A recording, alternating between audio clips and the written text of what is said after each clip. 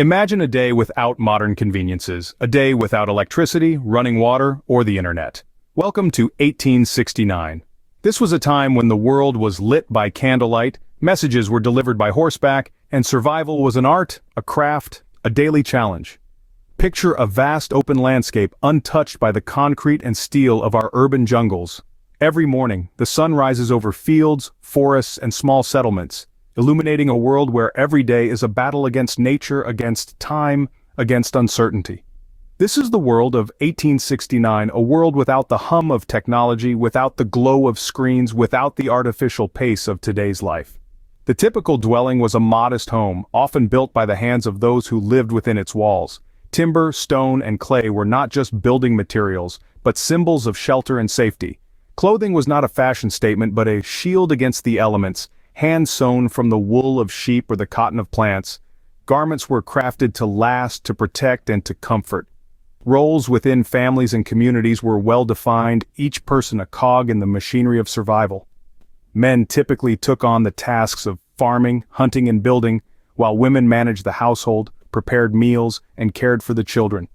But these roles were fluid, with every member of the community stepping in where needed, working together to ensure survival. But life was not just about survival. It was about community, about connection, about resilience. It was about gathering around a fire, sharing stories and songs under a canopy of stars.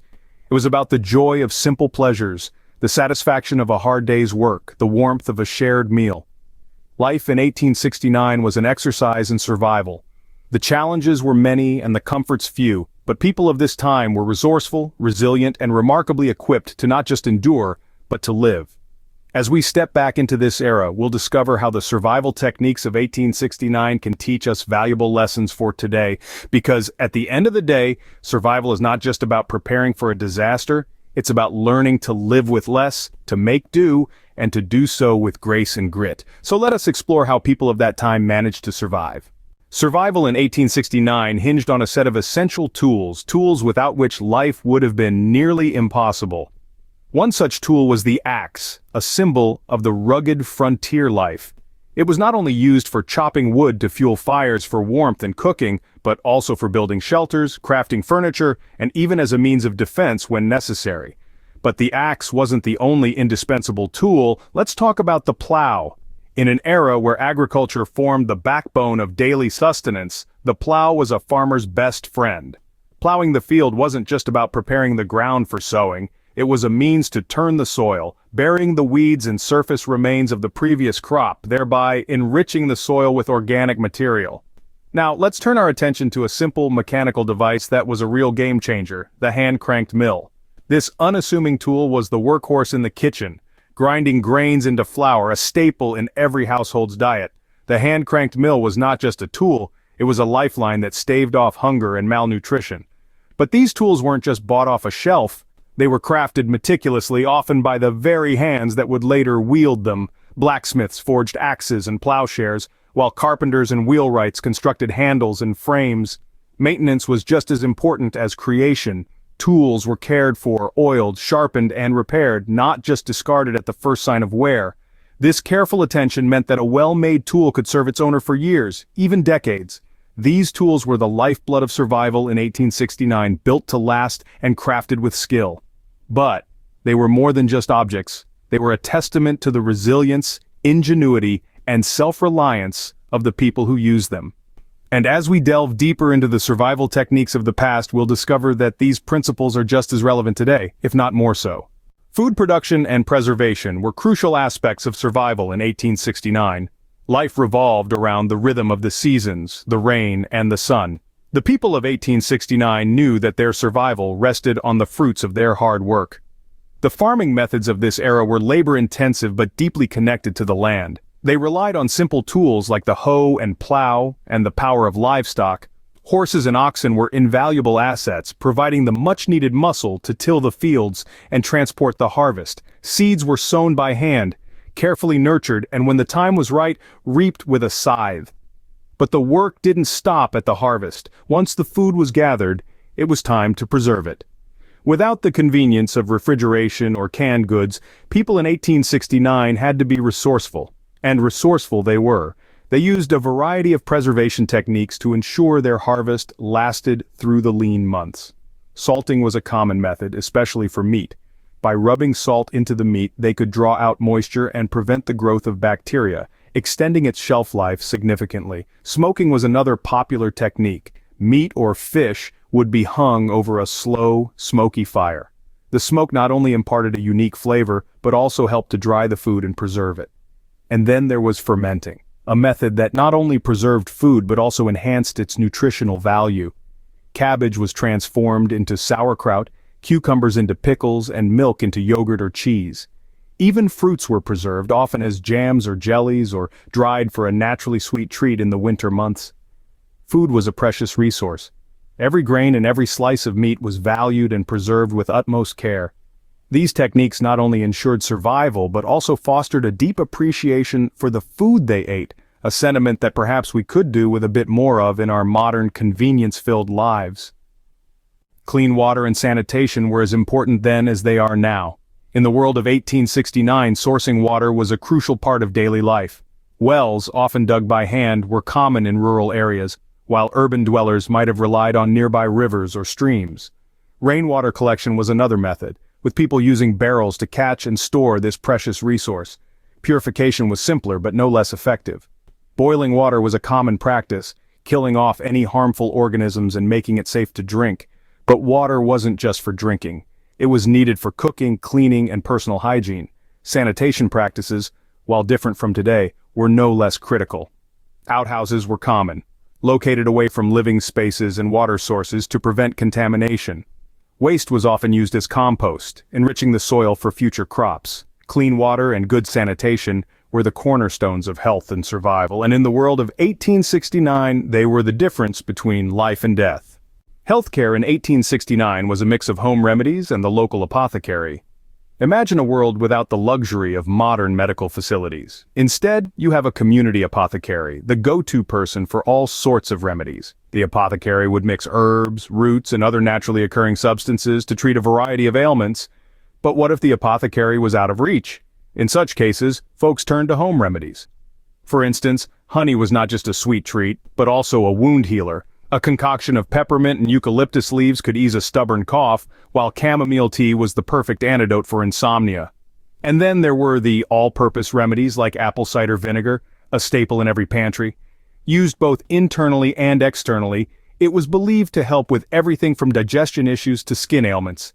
In 1869, people didn't have the luxury of popping a pill for every minor discomfort. Instead, they relied on nature's pharmacy.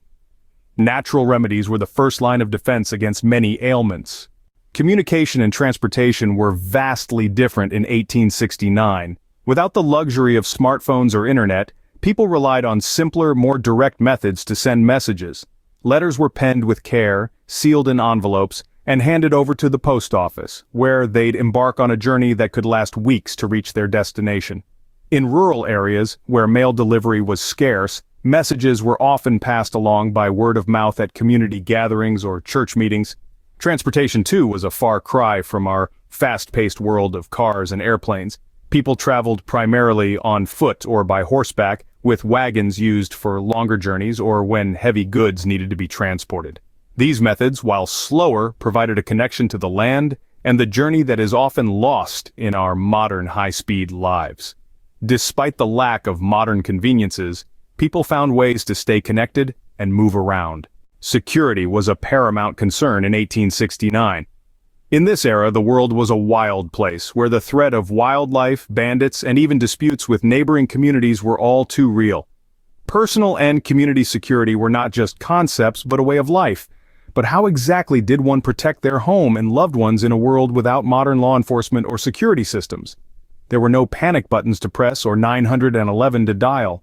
The answer lay in preparedness, vigilance, and a good old-fashioned dose of self-reliance. Firearms, for example, were an essential part of life, not just for hunting, but for self-defense as well. From the humble, reliable shotgun to the precision of a well-crafted rifle, these tools served as both protector and provider. But protection wasn't solely about firepower, it was about creating a secure environment. Homesteads were often built with defense in mind. Solid doors, sturdy locks, and strategic positioning within the community were all factors in a home's design. A well-protected home was a deterrent in itself for any would-be marauders. Furthermore, communities often banded together for safety.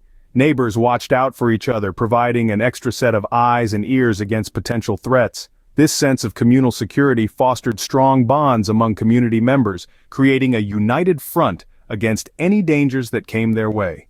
Of course, physical threats weren't the only concerns. Fire was a constant danger in a world lit by candles and heated by wood-burning stoves. Therefore, fire prevention and control techniques were critical skills, with families and communities working together to minimize risks and quickly respond if a blaze did break out. In essence, security in 1869 was a multifaceted approach that relied heavily on self-reliance, community cooperation, and a healthy respect for the potential dangers of the era. It was about being proactive rather than reactive, and understanding that safety was everyone's responsibility. In a world without modern law enforcement, people had to be their own protectors.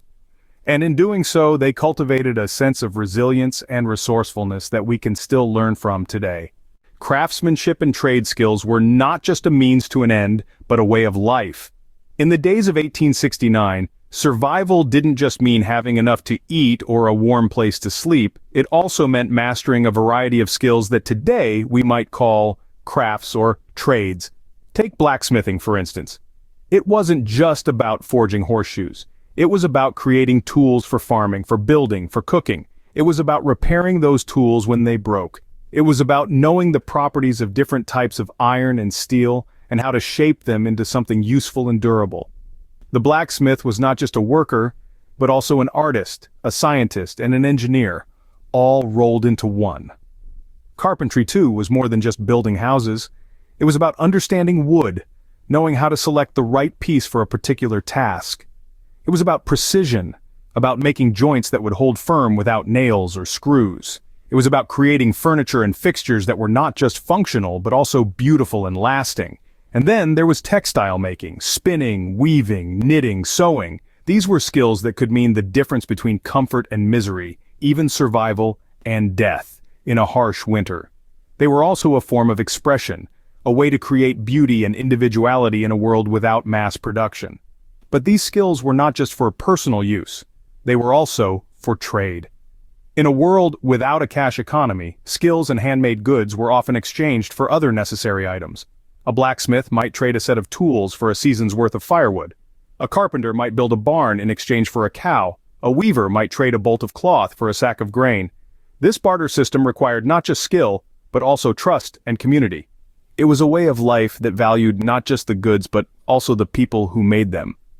Craftsmanship was a valued skill, and trade was a crucial part of daily life. What can we learn from the survival techniques of 1869, and why are they relevant for today's preppers? Well, let's take a moment to reflect. The people of 1869 were masters of self-reliance and resilience. They faced daily challenges, yet flourished without the conveniences we take for granted today. They didn't just survive, they thrived, using essential tools, traditional farming techniques, and preservation methods.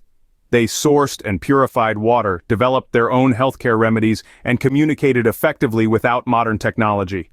These techniques are not just historical relics, they are practical skills and insights that we can apply today. In a world increasingly dependent on technology, the wisdom of 1869 can help us reconnect with our roots and enhance our resilience. We can become more resourceful, more self-reliant, and better prepared for whatever the future may throw at us. In the survival techniques of 1869, we find an enduring wisdom that can guide us even today.